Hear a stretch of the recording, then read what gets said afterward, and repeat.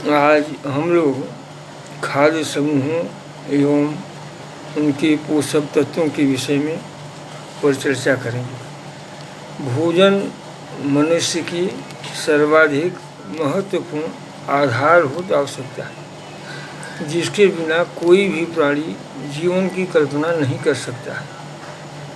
जीवन के आरंभ से जीवन के अंत तक शारीरिक विकास के लिए मनुष्य को भोजन की आवश्यकता होती है। भोजन की आदत तथा पर्यावरण जिसमें मनुष्य जीवन यापन करता है, एक घनिष्ठ संबंध होता है, जिसके लिए मनुष्य सर्वप्रथम स्वयं पर्यावरण से संबंध स्थापित करता है। तत्पश्चात उस पर्यावरण के अनुसार वह अपनी आदतें तथा स्वभाव को समायोजित करता है। इन आदतों में मनुष्य सर्वप्रथम भोजन की आदतों को समायोजन करता है। भोजन तथा खान पान की आदतों के निर्धारण में आमदनी का आकार सर्वाधिक महत्वपूर्ण होता है।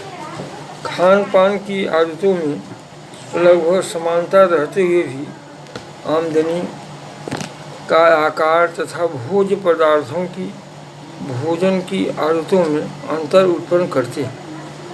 अस्थायी आदतों, अस्थायी पसंद, अस्थायी रुचियों में परिवर्तन आ जाता है। आमदनी का आकार, परिवार का आकार, खाद्य पदार्थों की उपलब्धता तथा लोगों के जीने का ढंग आदि लोगों की भोजन की आदतों में अंतर के लिए उत्तरदायी है। भोजन से प्राप्त पोषक तत्वों को कार्य के आधार पर 3 भागों में विभाजित किया जाता है। पहला है शारीरिक विकास, वृद्धि एवं जैविक कार्यों के लिए ऊर्जा प्रदान करने वाले पदार्थ। दूसरा है शरीर निर्माण करने वाले पोषक पदार्थ। तीसरा है स्वास्थ्य की रक्षा करने वाले पदार्थ। तो शरीर को ऊर्जा प्रदान करने वाले पदार्थ में कार्बोहाइड्रेट। कार्बोहाइड्रेट शक्तिवर्धक पदार्थों में एक है। कार्बोहाइड्रेट में कार्बन, ऑक्सीजन, हाइड्रोजन के यौगिक होते हैं। उनकी रासायनिक संरचना में हाइड्रोजन के परमाणु की संरचना ऑक्सीजन के परमाणु की अपेक्षा प्राय दोगुनी होती है। इसका सूत्र है C6H12O6। ये 2 प्रकार के होते हैं।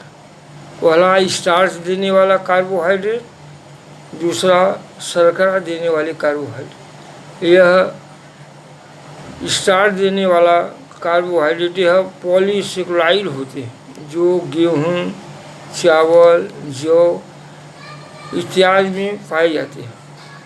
शर्करा देने वाले कार्बोहाइड्रेट यह मोनो तथा हाइड्रोसेक्राइड है, जो चीनी, गुड़, मीठे फल आदि से उपलब्ध होते हैं।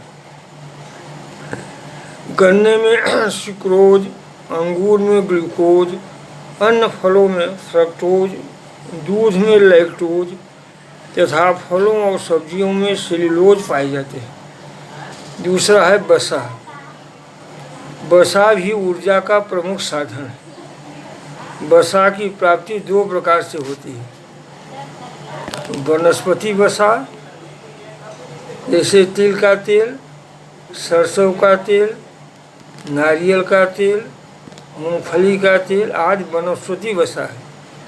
पशुओं में वसा, मछली का तेल, पशुओं की चर्बी, अंडे की जर्दी, दूध, घी, मक्खन इसके अंतर्गत आते हैं। तो पशुओं में जो वसा है उसकी व्याख्या मैं आप लोगों के सामने किया। दूसरा है शरीर का निर्माण करने वाले पोषक पदार्थ। भोज पदार्थों से प्राप्त निर्माण तत्वों की रचना अनेक प्रकार से रासायनिक यज्ञों से हुई है, जिन्हें भोजन में पोषक तत्व कहते हैं। भोजन में पोषक तत्व कहते हैं।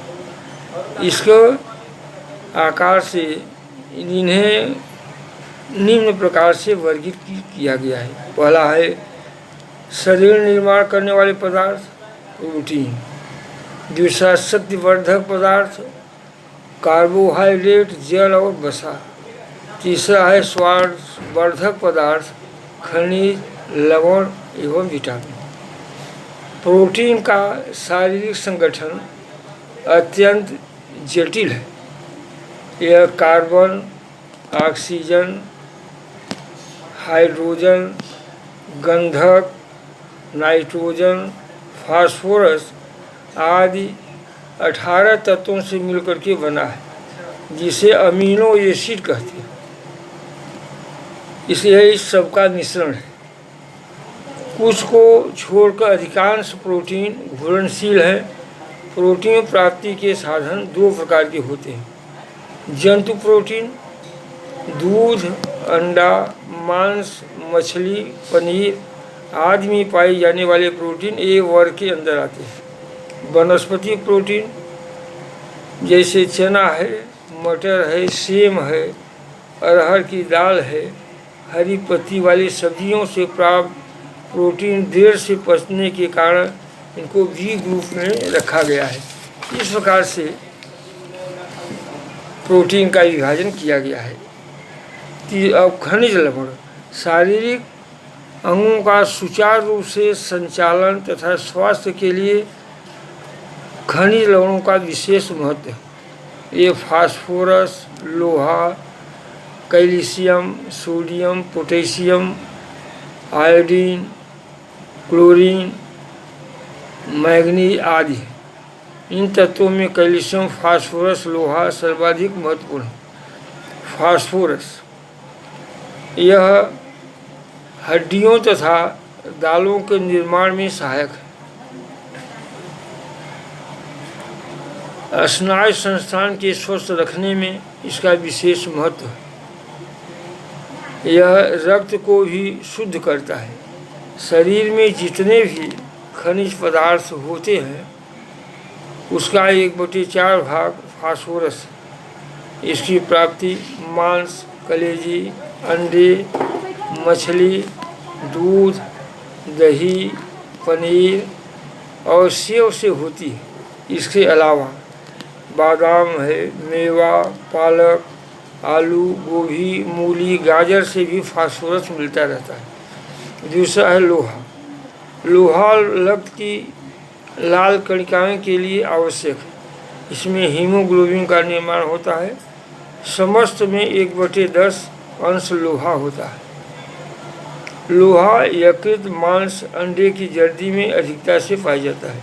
इसके अलावा दाल में, अंजीर में, अंगूर में, पालक में, मेथी में, सलाद में, पुदीना में, टमाटर में भी लोहा पाए जाते हैं। कैल्शियम यह हड्डियों तथा दांतों के निर्माण में भाग लेता है, उनको स्वस्थ रखता है। कैल्शियम हृदय पेशियों भी कैल्शियम हृदय विटामिन एक प्रकार से के रासायनिक कार्बनिक पदार्थ हैं जो भोजन तथा भोज्य पदार्थों से सूक्ष्म मात्रा में उपस्थित होते हैं, फिर भी शरीर के समुचित विकास एवं वृद्धि के लिए परम आवश्यक है। विटामिन को जीवन तत्व या सुरक्षात्मक तत्व भी कहते हैं। विटामिन क्रिया में भाग नहीं लेता लेकिन इसकी गति को बढ़ा देता है, क्रिया की गति को बढ़ा देता है। जल में घुलनशील विटामिन बी और सी है। वसा में घुलनशील विटामिन ए, डी, ई और के है। जल में घुलनशील विटामिन बी 11 विटामिन होते हैं, B1, B2, B3, B4, B12। इस प्रकार से इसको बी कम्प्लेक्स भी कहते हैं। और विटामिन B12 यह लाल रंग का क्रिस्टली विटामिन है। यह मनुष्य रूप से दूध से बने पदार्थ मांस, अंडों में प्रचुर मात्रा में पाया जाता है। इस प्रकार विटामिन 6 जो है यह भी क्रिस्टली सफ़ेद क्रिस्टली पदार्थ है जो मटर, मांस, मछली, अंडे की जर्रा, दूध में पाया जाता है। और विटामिन डी और ये भी सब विकास एवं संरक्षण के लिए जितने तत्वों की आवश्यकता या मात्रा उपयोगी होता है ये ग्रहण की जानी चाहिए। आहार हमारे जीवन की भोजन संबंधी सूक्ष्म एवं दीर्घायु प्राप्त करने हेतु हमारे लिए संतुलित आहार की जरूरत है। इस प्रकार से आज हम लोग यहीं पे इसी पर चर्चा कर समाप्त करते हैं।